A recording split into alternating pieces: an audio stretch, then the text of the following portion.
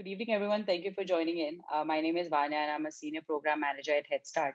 Headstart is an early stage startup community. We've been operating in the ecosystem since 2007, and enabling the startup ecosystem with a single vision of changing the world through entrepreneurship. So that's what we're all about.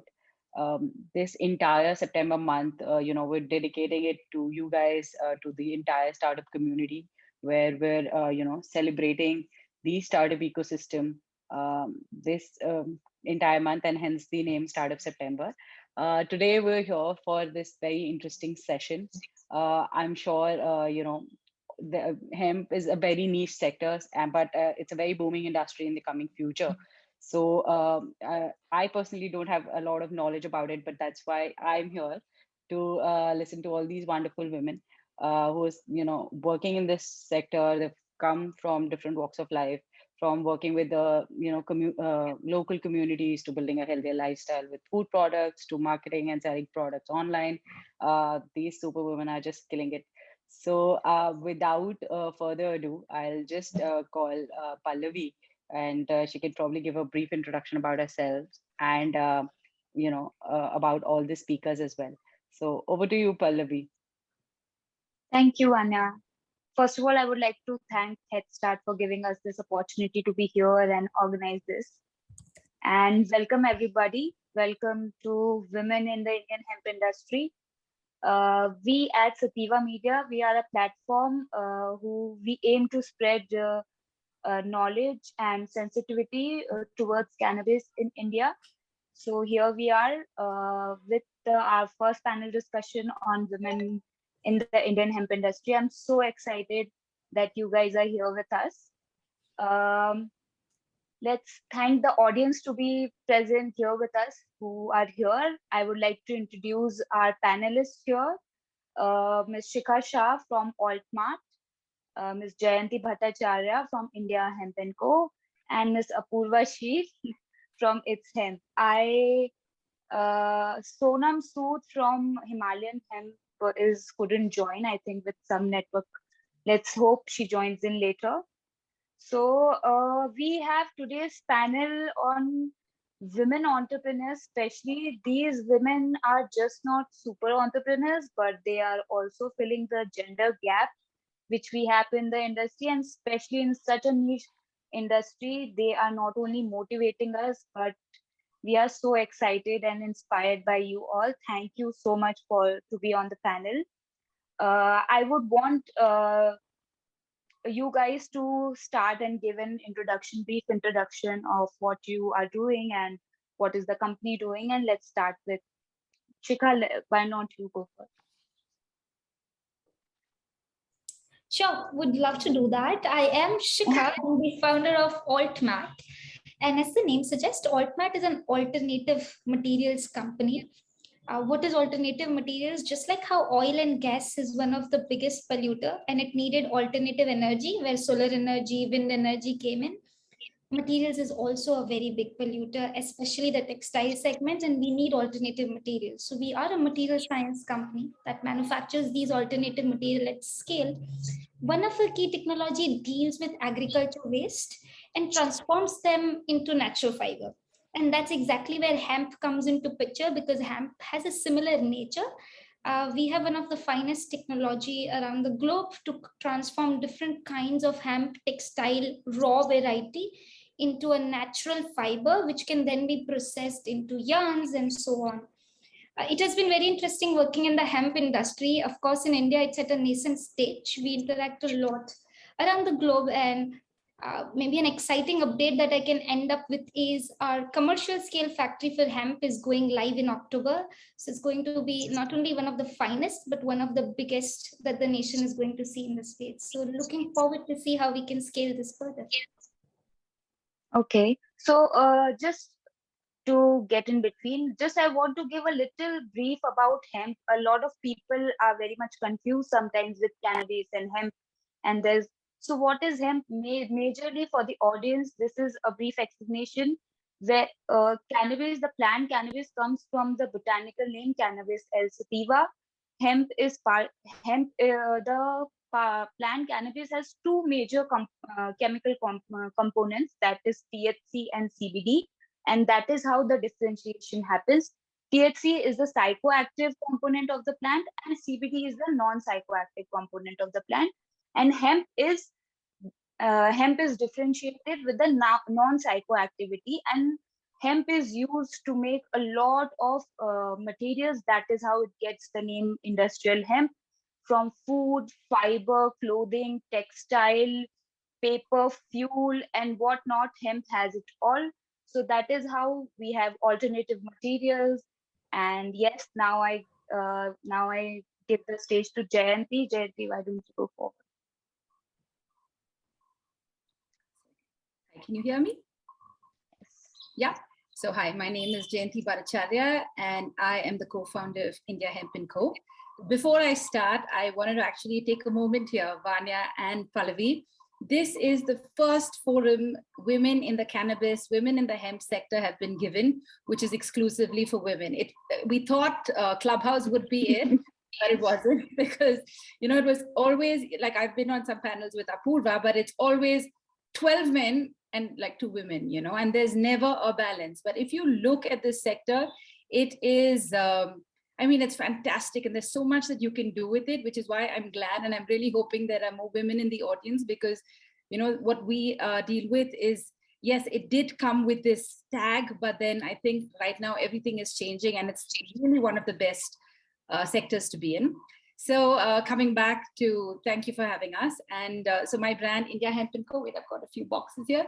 This is us. Some of you might have seen us.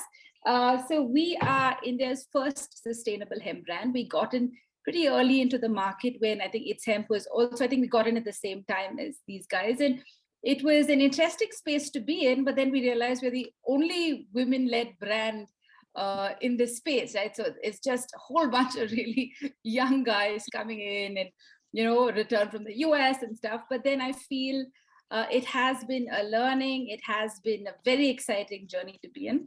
Again, like Pallavi mentioned, hemp is, it comes from the cannabis family. It's grown widely all over India. Apurva is from Dharamshala. She'll tell you about it as well. But the beauty of this plant is that you can make, it has like 25,000 uses, documented uses. So there's a lot of scope for everyone who's listening to us today. What we do is we deal with the food, we deal with the seed of the hemp plant, and we've actually created 12 different products. This is an oil that we have. These are these new dog treats that we've launched. It is a little bit of a restrictive sector to be in terms of licenses, because the government hasn't opened up as well. But it is the next big thing, and the future is green. So over to Apurva to introduce herself. Thank you, Jayanti. Hi, everyone. First of all, thank you for having me. And Jayanti, thank you for saying that what needed to be said, like this is the first platform women exclusive.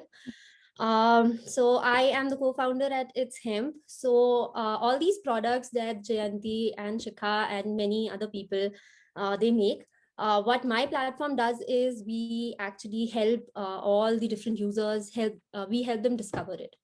So It's Hemp, it started out as a marketplace. It was a hemp exclusive marketplace that listed, I think, about 500 odd hemp products to begin with. But now in the past 2 years, it has grown into a cannabis adoption platform.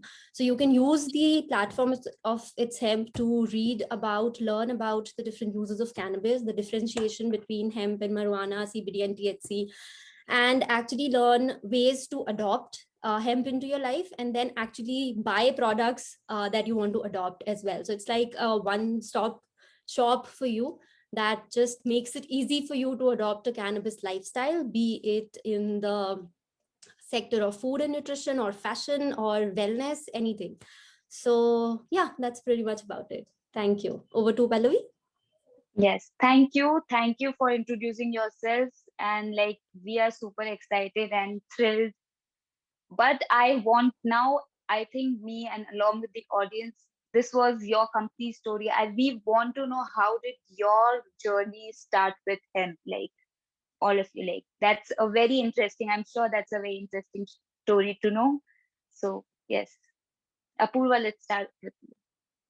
Thank you.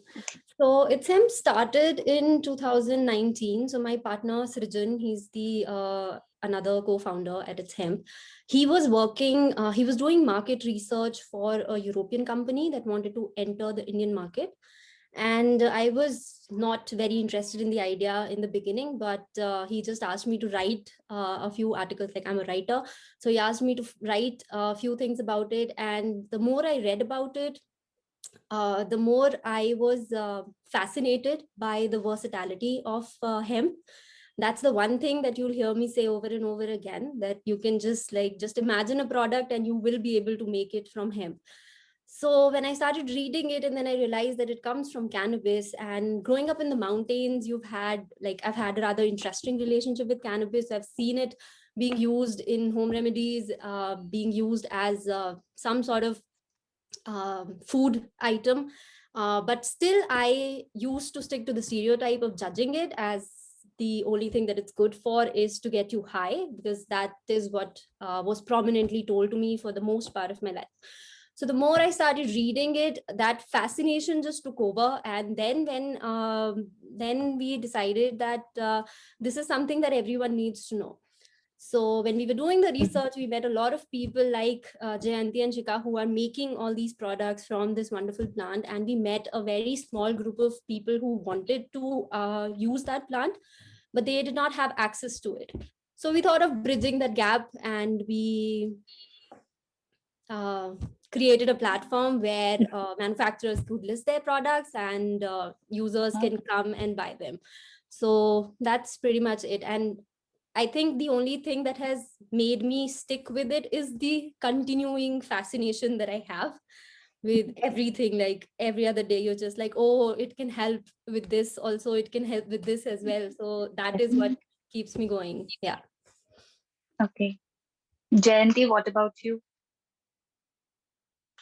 So just to take a note from what Apurva said. So my co-founder is also my sister, who lives in Barcelona. She's been there for 9 years, right? So a couple of years ago in 2017, she had a very, very bad back problem, which she had because of traveling, because of stress. And, and because she had this journey, she had to take this long train ride and stuff to work. So she came back to India saying, I'm coming home, I'm going to fix my back, I'm going to do my Ayurveda, homeopathy. We grew up like this. We grew up like these kids who are always outside, it's always natural remedies, but nothing worked. Like, we tried everything, including MRIs, including CAT scans, she had this crazy inflammation and nothing would bring it down. Then I think she was here for 3 or 4 months and she says, I can't deal with this anymore. I'm going back. So what happened was, this is my younger sister, right? So from an outdoor, very, very outgoing person, she became one recluse. She wouldn't want to get out because she was in constant pain. Now, to see somebody in constant pain is something else, because, usually if somebody has some sort of aches and pains, it comes and goes. There are medicines that can keep it at bay. But here she was in constant pain. So she went back, and then somebody introduced her to CBD. So now CBD, as we all know, is an anti-inflammatory medicine as well, right? And it's natural. And in 4 months, she got better. And I watched this. I just saw her transform every day, because we'd still have work calls. We'd still have, we'd catch up a lot. So then talking about, then I said, listen, what was this medicine? And then she said, see, I don't know. It was so, she sort of looked into the medicine, understood the market, and she said, listen, it comes from hemp and it grows all over India. Why aren't we looking at it as a business? And that's how we started. And for us, how it really helps is because we have 2 offices, one in Barcelona and one in Bangalore. And Barcelona is way, way ahead, because it's legalized there. Hemp has also been there for years. So we know what's happening in the market. So we always feel like we're a little ahead of the market, because we're not doing the same thing a lot of companies are doing, because we know where that'll land you, right? So it really helps to have a co-founder who used this. It wasn't my mother's friend's father's somebody. It was my sister, right? So we feel that we had that immediate cause and effect. We saw it worked, and we believed in it.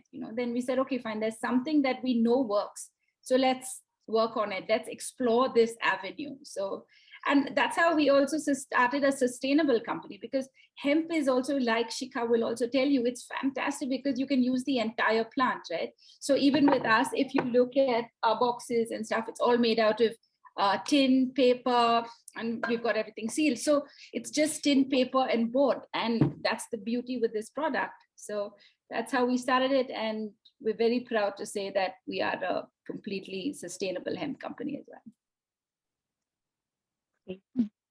Now, Shikha, over to you. Well, for me, it started with a cultural shock. I grew up in a city of Ahmedabad, and it's the city where textile thrives. I was very much aware about the problems with fashion, or I come from a business family where family models do recycle a lot of waste. So we take automobile waste, all your batteries that are no more in use would come to our factories, we will recycle it back. So these were the things I grew up with. And another thing I grew up with is a ban on alcohol. I do not know if you know, but Gujarat has ban on alcohol. And then I moved to US to do my master's. I was one of the youngest in the college to do the master's because I was only 20 when I went there. And the legal age to party, to go to parties in US is 21. So you see, I can't go to parties, but I still need to socialize with my older classmates. So it was already enough cultural shock that I was going through. And then I come across this thing where US is debating how to legalize cannabis. I was like, what did you really say? Are you legalizing cannabis? So it was such a curious question in my mind.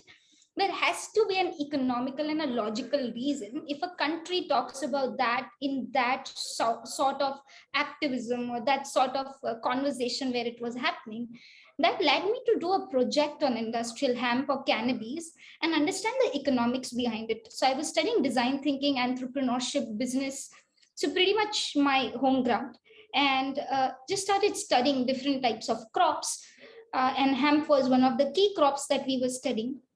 We came across the problem of agriculture waste and also across the story that hemp is one crop where one crop can give you textile, medicine, paper, and other things. And as and when we went deeper to it, I traveled to South America, I traveled to China. I realized that it's a false statement. It's one family which has different plants, and all different plants are good for something. So it's not one crop that might give you amazing THC, amazing CBD, amazing protein, amazing textile, but it might be a sibling of that crop that might be good at textile, and another sibling that might be good at CBD. But well, the story was so famous on internet. And honestly, as somebody who worked with UN and climate action, I thought, what if that story could be true? I know it's not true, but what if it could be true? And that forced us to start working with agriculture waste. And as in when we worked very hard with agriculture waste, hemp got solved on its own. And that's the reason how we ended up having one of the finest technologies. Of course, the technology started lab, but these are capital intensive businesses to be in, because you're talking about A, material research, B, you're talking about capital infrastructure. You need factories to be able to talk about the scale that you're talking about, right? So cotton on its own as a crop is nothing, but there is billions of infrastructure behind that cotton, which is fiber processing, yarn processing, that makes it an industry. So it's something that we cracked upon, but it was more of a leap of faith post that let's put a pilot scale factory and test what happens. That's where we tested thousands of kgs of agriculture waste, including hemp of different kinds, whether it is cannabis, seed type, textile type, non-textile type. So we've classified this very well. And by now, as and when we have done number of industrial scale trials, there's a lot of optimization that has gone into building those manufacturing line. And that's how we landed where we are today. That's my story with hemp. That these stories are amazing. I think with awareness around across the globe now, countries are coming up with legislations and regulations with supervision. Obviously, we need a lot of supervision with hemp. So yes, that's there. Hello, Sonam. Hi, welcome. Hi, thank you. Sorry, I joined a little. Yeah, it's okay. Welcome. We are excited that you're here. I am excited to see all the women from hemp industries over here. Definitely. So, why don't you give us a little introduction about what you do? So, you already, as you mentioned, that my name is Sonam Sota and I'm from Kutch, Gujarat. And I'm the co-founder of Himalayan Hemp Industries Private Limited. Our company was established in 2019 with a vision to bring justice to this plant, to spread more awareness, preserving to this Himalayan variety of cannabis and hemp. We named our community as Himalayan Hemp to keep it closely to this reality of hemp, which is available in Himachal or Himalayan belt. And so we have a well-defined organizational cooperative model, and we want to make eco-conscious products. Most of our products or the output of our products will stay focused on providing betterment to the struggling communities, which is why our first flagship product is cannabis hemp reusable sanitary pads. Yeah, so by focusing on providing a better alternative to menstruating women in India. So yeah, this is how. And to add to that, how I started the journey and how I got into hemp or cannabis, how I was introduced was that I joined a GLM organization founded by Vicky Varora in 2017. So over there, it was then that I learned the potential of this plant. I learned a lot about cannabis and hemp, varieties of them, and how they help treating cancer patients also. And I have witnessed cancer patients coming, to the organization and saying thanks, and they were so thankful, to get even few more days to survive in this world. So I was like very strong. My intentions became very strong for this plant. Then even if I have to go to jail or something that happens, then I'm ready to do it, because it is helping so many, patients. Then why we should not legalize it and work on it? So from there it was started. And then slowly when I learned that it has antibacterial property, it is more absorbent compared to the cotton. Even I had to talk with Shika. I have learned few things from her also. She suggested a lot of things, and I learned from her also initially. And then the fiber is already antibacterial, so it was a good property to make a sanitary pad out of it. And while traveling to Himachal in mountains, there are no dustbins or any garbage depositing facilities in mountains when you are hiking. So I was facing this problem of using this synthetic sanitary pads. That's when I came up with this reusable sanitary pads, which we do not have to dispose in open landfills, which will create so much harm to environment. So yeah, this is. That's great work you're doing, Sonam. Thank you so much. So, guys, I have a few questions in mind. I think, Jayanti, you have been in the industry for the longest time. How do you think the hemp industry has changed in the past 5 years? So I actually want to give you guys this anecdote, because I love this question. Okay, and I feel like this experience will really tell you guys how it's changed. So when we started our company, we started it, and then we slowly went into a lockdown. Slowly meaning like we opened and then it was a lockdown. So we had just launched the brand and stuff, and then you were like, oh wow, okay, lockdown. So what do you do? And this was the first lockdown, which was insane, right? Because we all had to figure out our packaging. My material was stuck on highways. But then during the lockdown, I'm from Bangalore, right? So I had at least 6 calls from Bangalore boys saying, hi, is this India Hemp & Co? And I said, yeah. So can I get 2 kilos of ganja? And I was like, no, I don't sell ganja, So that's how it was. Then I tell them about hemp protein, and I tell them about hemp hearts and the goodness. And they'd be like, can I get high? I said, no, you can't get high, And so this guy would order it for his mother, So that is how, and this is what I'm saying. This was not so long ago. If you remember, the first lockdown was in 2020, early, right? 20. Now the second lockdown, right? This is a better prepared lockdown. We were ready with everything this time. I only had 1 call from somebody saying, can I buy 2 kgs of ganja? So the way I look at it, it is this education that Apurva is doing, that all of us are doing, that Sonam's doing, that Shikha is doing, that has led to this change in market, right? Because initially you say hemp and people say, oh, you know, queen of cannabis. I mean, I had lots of these tags to my name because it was just constantly associated with becoming high. But because when we started off, we were very, very few people, only like 10. But now, because people have started more companies, people are exploring different sections of the plant, that it's a lot more acceptable. Like the hemp paper is really popular now, you know, so I use a lot of hemp paper as well. So it's just that now it's become a little more than something that you consume. It's become, you know, it's a sustainable material, it's clothing, it's so many things you can use it for. So many people are just playing around with the fiber and getting new products.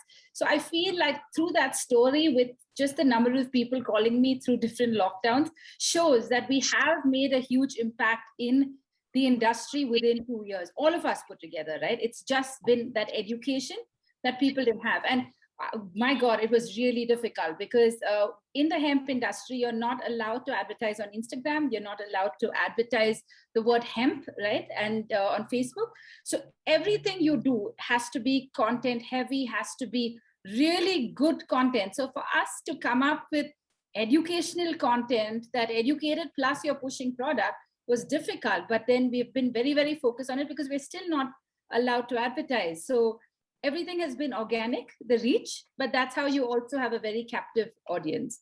So that has been the sector in the last couple of years. I mean, 5 years ago, I would think was even just way too early. Now, at least you can find hemp on a supermarket shelf. There are so many brands, vegan brands that are, you know, vegan markets that are coming up constantly that have actually, hemp is now largely mainstream as well, you know, so that has been our journey so far. Okay, so let's discuss, since all women are present here, let's discuss our little experiences. So do you think women entrepreneur comes with a set of own set of challenges, and you know, what is the difference that you have found between men and women? Like, what do you think, Apurva? I'm not sure I'm very qualified to answer this question because honestly, I've never had to, like, when you read about this whole discrimination, when you read about it, honestly, I've been fortunate enough to not have encountered it. Okay. But I still have, I mean, one thing that I've observed is that people somehow always just assume that the woman who's talking to you is not in charge. So at some point in the conversation, this will come up. Can I talk to your superior? Or if you are meeting somebody, so even if it's an in-person meeting, it hasn't happened in a long time, but before the lockdown, when it used to happen, the focus and that superiority would always go to the man in the room. And I was like, that makes no sense. Like, you are talking to a superior, and if I am telling you something, you should take my word for it, because women are just equal partners, right? But it has been very, like, for me, I've been fortunate enough to not have encountered it in the intensity that I read about it. So I'm not sure that I'm very qualified to speak on this. But Okay. yeah, but if Shikha or Jayanti, I think they've been working there longer, so maybe they'll have better insight. Shikha, Jayanti, Sonam, do you guys have anything to add on to this? Yeah, I would like to add. I just would like to add an experience I've been to. In incident, I visited this small village near Roorkee. So over there, we went to, you know, spread awareness about cannabis hemp.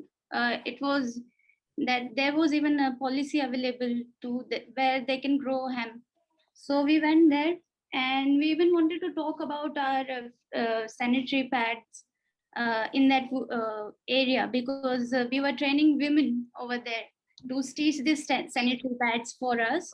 So we visited there, but what happened was that when I started talking to people gathered around, mostly they were male, and what happened that they were not even looking at me, because they were feeling little shy, or I don't know, awkward to face me or something.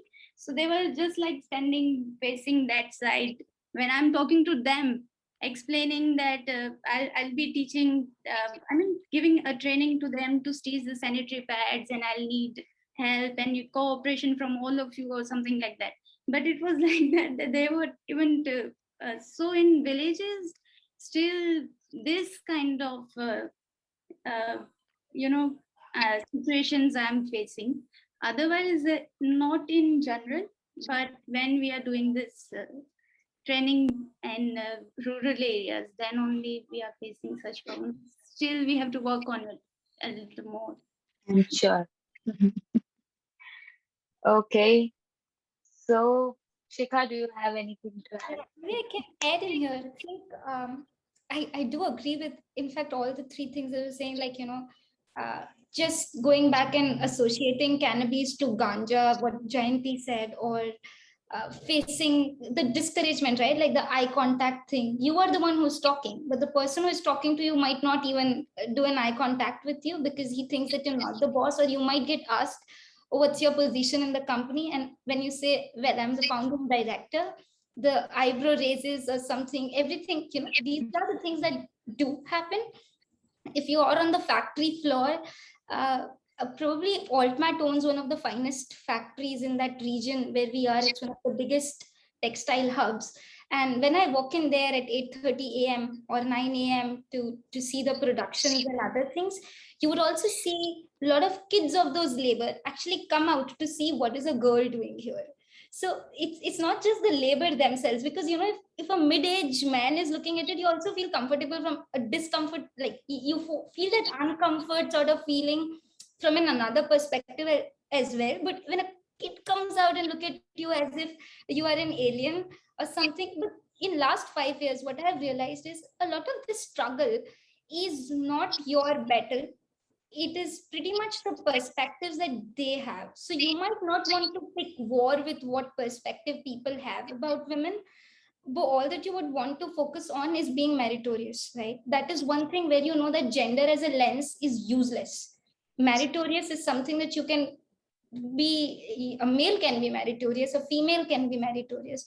So that would be like one thing. And once you start focusing on that merit, a lot of soft power comes into picture, because people tend to see through your vibe and energy that you're owning up, you're bossing up, you're saying that, kind of standing up yourself. So probably that's the other thing, which is, one is being meritorious, the other is stand up for yourself. A lot of times if you're misbehaved with, or if you're being cut off from the middle, you might want to make sure that you stand up and demand what you deserve. And that's the whole point of being meritorious. Probably managing these two things are quite interesting, but everything else is pretty much beyond your control. How that other person sees you is something that you do not have control on. So probably do not let it bother with your self-confidence or emotional peace or things like that. So maybe that's how I have been juggling it, and that's how it has started to bother me less. So it feels lesser and lesser, and I'm very sure that Apurva feels that she has not been discriminated with is because she might herself have not had that self-esteem problem. Somebody misbehaved, you will like, her problem, his problem, her problem, not my problem to take care of. So it's probably the only filter that you can apply and have control on. Mhm. So, So, guys, let's.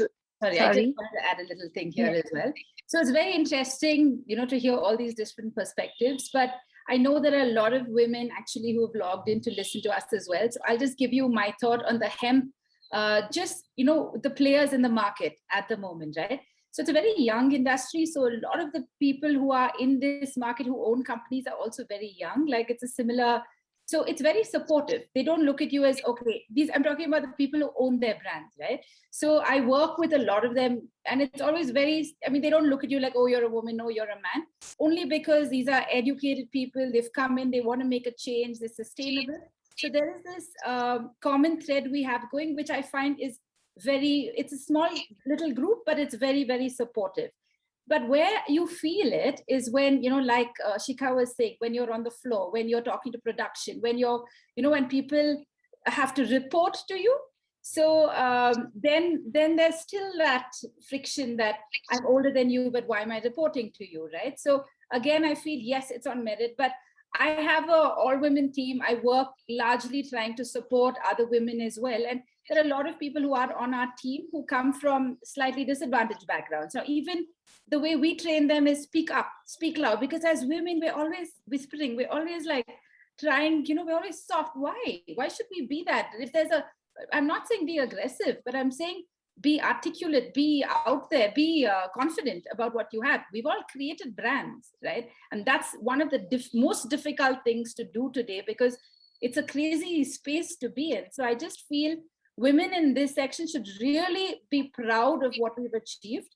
And there is support, like even in the guys, there is a lot of support, but it is nice to also have, a band, like a little sisterhood of women in the hemp industry as well. Okay, that's those experiences are really like, you have to have these experiences to have this kind of, I would say, wisdom that we all need to have. So, guys, let's move on. And because we have very less time now, and I have a lot of questions. So, in particularly, like for Sonam, how has your work impacted the communities you work with? You work in the Himalayan range. How has the work impacted the community? Yeah. So to give a clear picture of the social impact through our product, I would first like to highlight the problems we are facing today. So there are approximately 66 crore women in our country, out of which 47 crore women fall within the menstruating age range of 12 to 47 years. These are further divided into categories. One category is rural women, and the other is urban, right? So who are still using old clothes, rugs in rural areas, and the urban women are moved on. They have moved on to synthetic based sanitary pads and sanitary products like that. While in rural area, they are still attached to the menstrual taboo also. So that also is a challenge in rural area. So the second category of the women in India and the product they use during their periods, unhygienic and synthetic pads are highly hazardous to our skin as well as to our health. Lack of menstrual awareness and the taboo related to menstruation is a big problem, which indirectly leads to poor menstrual hygiene. Yeah. So, and highlighting the second problem is, as we are witnessing major pandemic right now, the situation due to which many migrant workers have lost their daily income, and many are farmers who are mainly dependent on seasonal cash crops, and which is not sufficient livelihood. Yeah. And the third huge problem is the waste we produce throwing our pads. From more than 12 billion of these pads are discarded every year, which ends up polluting water and landfills by around 27 or to 7,200 tons of plastic a year. Okay, just by the sanitary pads we use, synthetic sanitary pads. So hence our first product targets to overcome these issues by uplifting women and farmers through the means of hemp economy. So I will say the solution for poor menstrual hygiene is providing women with better product like reusable hemp sanitary pads, and also by conducting awareness campaigns in schools and villages for eradicating menstrual taboos for safe and healthy menstruation. Also, the second thing I would say that hemp can be alternative cash crop for farmers, as it requires less water and zero pesticides. And by developing innovative products like reusable hemp sanitary pads, which are assembled and stitched by women themselves, only local women. Also, the second thing I would like to say, I will highlight that thing that recently we introduced and constructed this hemp hut with the help of locals and volunteers near Kulu, so which has shown great impact on locals around that area. Okay, so I will simply say that what they used to burn before, they are ready to stop and make something useful out of it. they are really happy with the output of this hemp hut, which was constructed recently. So it has also changed the perspective of them, of not going towards, charas making and that thing in mountain, but also they are now seeing and recreating their traditional products again, and they are very happy to go back to their roots, which before before criminalizing this marijuana, cannabis, it was.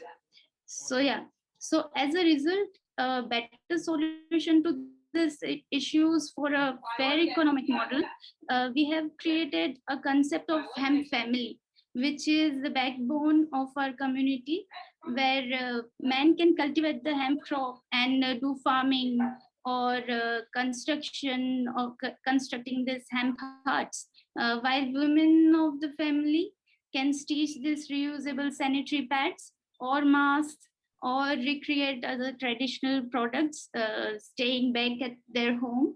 You know, they can even work from home because of this pandemic situation. They don't need to go outside like that. And so that a self-sustained process is created, which utilizes the skills of the entire family, you know, and you need to generate and small income out of that.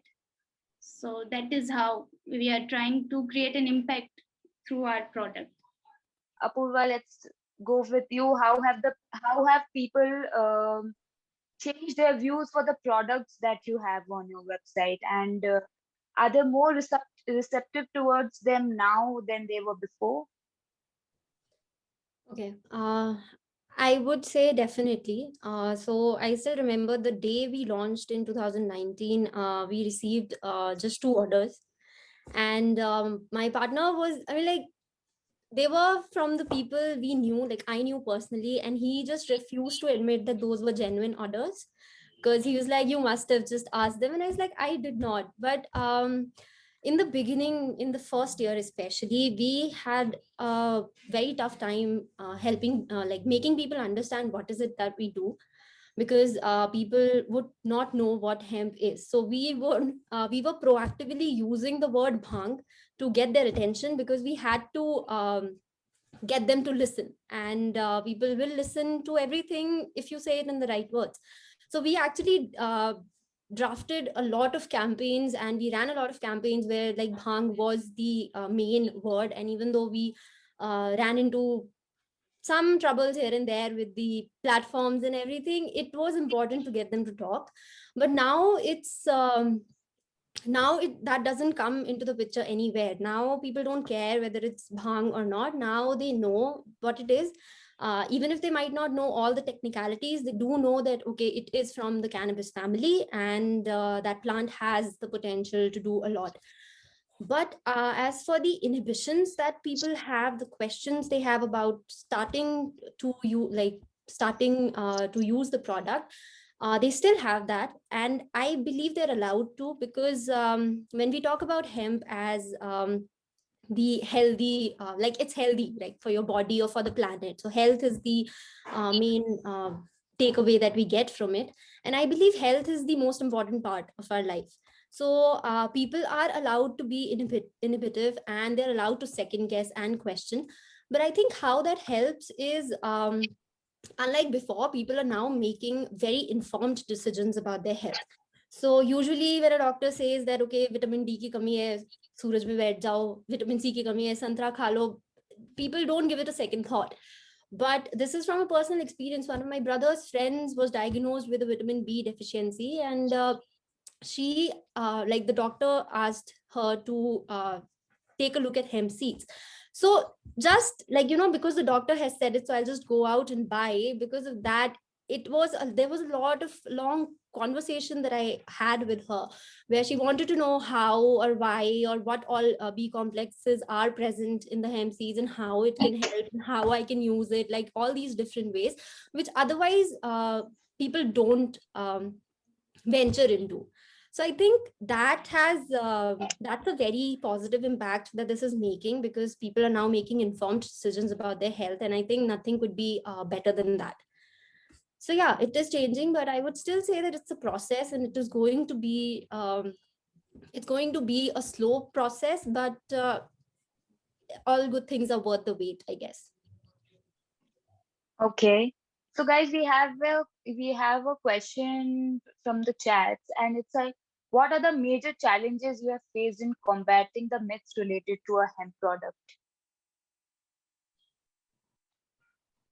So I would say Just- again, the biggest myth is you get high, right? The biggest thing is like, if I eat this, will I get high? If I give my mother this, will I get high? That is the biggest myth we've had, which is why I feel what we've done is educate all us brands together, because it's not only us, everybody. So it's collective education that has been, we've made some progress in busting this myth. So I feel that is the biggest one we have so far. I think Shikha, I have a question for you. I want to address the myth part very quickly, which is I've been facing it other way around. There is also a lot of misinformation in the hemp industry itself as well. For example, hemp is the strongest natural fiber. No, it is not. And that's that. So things like this gets to a problem to a very different angle when you're talking from B2B perspective, because businesses are well educated, unlike consumers. So when it comes to consumers, you will have to go and explain it to them. You go to a European brand or an American brand, their material science team comes loaded with their own understanding. And if that somebody from the industry goes and tell that we are going to supply you a fiber that's the strongest fiber, how do we can kind of now tackle that myth other way around? It cannot be. We need to really understand natural fiber segments. So I think the myth question is not only one way route, it's also another way route. We really need to strike balance between science and enthusiasm sometimes. So Shikha, fashion, like how does the innovation play a part in growing the hemp industry? Like you are in hemp fashion technology, like Sure, I think two things over activism. Maybe I think activism is the desirable part, because if you don't have your heart there, it's going to be a problem.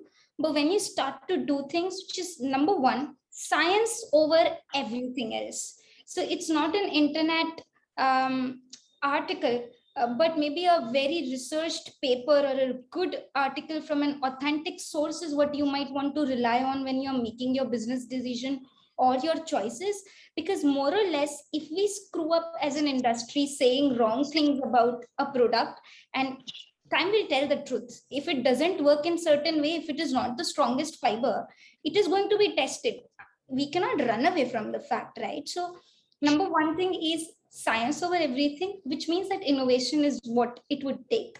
Lot of crops as it is cannot be used at an industrial scale. There is a plugging needed. So you will have to accept that the crop happens in certain way. It's the function of seed, environment, soil, and whatnot, and it would be unique everywhere. You take that input as it is. You do not have control on it. But then you apply science and innovation to make sure that how do I make this an industrial fit, consistent product for my clientele out there. So that's the number one place where I think innovation is needed across the hemp crop. Number two place is economics. It is true that we as an Indian hemp economy right now do not have our economics sorted at lot of stages, whether it's the value proposition, whether it's being able to claim the authenticity of the CBD or the traceability of the fibers. We are so small that these are the questions where being small in itself is a hurdle to figure things out, right? So economics and business models that you play around with to be able to make this crop a mainstream crop, putting that fabric into everyone's wardrobe out there, or putting the protein into everyone's plate out there, is only going to happen if you apply innovation, keeping in mind one, science, and second, economics. So I think innovation is the only route to make sure that we do it right and do not make a bubble out of it, which can go against the image of the industry in 4 to 5 years. These are the 5 years where if we speak the truth, it's going to help us for the next decade. If we speak wrong, we are going to spend the next 5 years firefighting whatever wrongs we have spoken, right? So if I go and speak to the clients that it's the strongest fiber, I will have to spend next 2 years proving that how it is going to be the strongest fiber. You need third-party reports to prove it, right? So probably these are the three spaces where I would focus on when it comes to use innovation to make science, bring science at the forefront, use innovation to make sure that you're building economic models that can sail through, and use innovations to build brands that are on the pillars of truth, not the short-term sales that we are looking for. So probably these three things, and everywhere innovation is the tool to tackle it. So what do you think? Like, there's a question in the chat. Someone has asked, what is the infrastructure status in our country related to hemp products?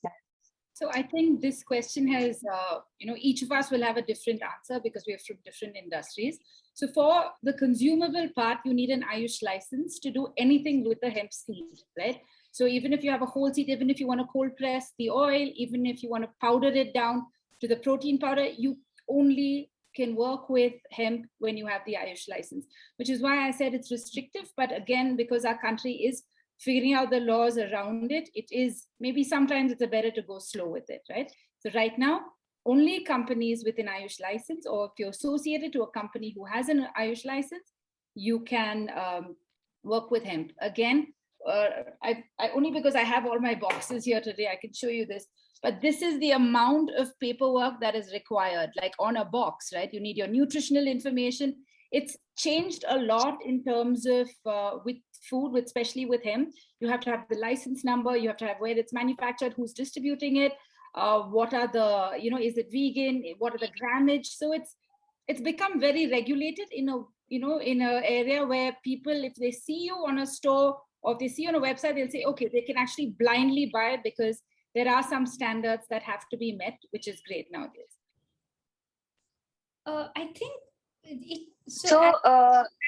guys, we just have very limited time, and I think I got the question wrong that and someone has texted again. Testing infrastructure was the question. How to get the product tested for CBD? So I think here's what I would say, right? Like you can do a number of things out of hemp. So you might want to be very clear with what you're trying to do, right? Like when you hear Jayanti, she's super clear about what she's doing. It's the food segment that she's talking about. It's the consumable part that she's talking about, right? So the number one step is figure out what part are you talking about. Are you talking about textiles? Are you talking about medicinal usage? Are you talking about nutritional usage? That's step number one. Step number two, if you're talking about nutritional usage, it's amazing infrastructure that we have because India has a very good food infrastructure out there. Everything that Jayanti said, plus understanding food as an industry would be required. So understanding hemp as an economy is not the end of everything. You will have to realize that hemp is going to intersect with your production industry. So if it is food, you go to the testing infrastructure that is there for the food out there. If it is textiles, yarns and fabrics are pretty sorted in this nation. Fibers is not. It's a complete gap. If it is other things, I'm not the right person to talk about, but that could be your third step, which is map your testing infrastructure based on the consumer industry that you're marketing and see hemp as your supply chain. And you will find and you will be able to connect the dots. Okay. Guys, we need to wrap up our discussion, but I want to have that one sentence from each one of you. Like, what is that one piece of practical advice you want to give to the women starting out as an entrepreneur in the hemp industry, which you think someone might have given it to you? So if you don't mind, if I can take this. Yes. First, yeah. So I would say as women getting into any kind of industry, not only the hemp industry, okay, please look for an accelerator, look for an incubator program. So we've also been through, they're all free. IIMB has this thing called NSRL Cell. IIMB has 10,000 Women Goldman Sachs. They're all across India right now. You can only do it online, but it's fantastic. They will guide you into how to actually go about creating your brand, how to market. A lot of things that women are not familiar with, like things like finance and stuff, which we needed to relearn. So please look at that as a women entrepreneur, so you don't start and stop, because after some time people are like, oh, I got married, I stopped. I had a child, I stopped. So they really teach you. And then you have mentors who are women who are on top of their game. So you learn a lot from them. So I would recommend an incubator or an accelerator program. Apurva? Well, I would just say this one thing to remember is that if you don't ask for something, you don't get it. So whether it is asking yourself or your life or the universe or your boss, your subordinates, your colleagues, whether it's asking for assistance, for help, for guidance, if you don't ask, you don't get. So be always sure to stand up and ask yourself and whosoever you're working with. And I think that works in every step of the way. Even if you're applying to something or if you've got to learn something, if you don't ask yourself to do that, you're not going to do that. So be sure to always ask. That's it. Shikha? Maybe these things that I apply irrespective of gender again, which is one, be optimistic with your ambitions, be realistic with your situation, and be pessimistic with your numbers. You will be asked a lot of decision-making questions and a lot of situation. If you're really confused, go back to this thumb rule: optimism in ambitions, realism in situations, and pessimism in numbers is what it would take. Sonam, what do you have to say? Yeah, I would like to add to all these 3 points that, all this is needed very, very much. But I would say that, don't, if you are stuck in somewhere, then don't hesitate to ask someone, It really happens that for us, specifically for women, so you do not have to stop there. You do not have to hesitate. You just ask to anyone around. There are so many women, great women. See, I am seeing everyone here. So they are really good, and they will help you out. Surely they will guide you in a right way. So yeah, that I would like to say. Thank you. Thank you everyone for joining with us. It was a great conversation. I wish we had much longer time, so we have a lot to discuss, so many questions and answers to give. Vanya, I give it to you now. Thank you so much. Thank you so much, Pallavi. Thank you so much for moderating this session so well. And thank you to Shikha, Jayati, Sonam, and Apurva for giving your insights, not just about the industry, but with your experience as well. I think entrepreneurs, irrespective of the gender, would be able to relate with that. And thank you so much for coming in. And we look forward to having you guys over for other sessions as well. So thank you so much, guys. Thank you for hosting the first ever all-women panel. This is a big It's our one. pleasure, really. Yeah, so Thank you. Thank you so much. Thank you for having us. More power to you guys. Take care. Yes, more power. Take care. Thank you. Bye-bye. Bye-bye.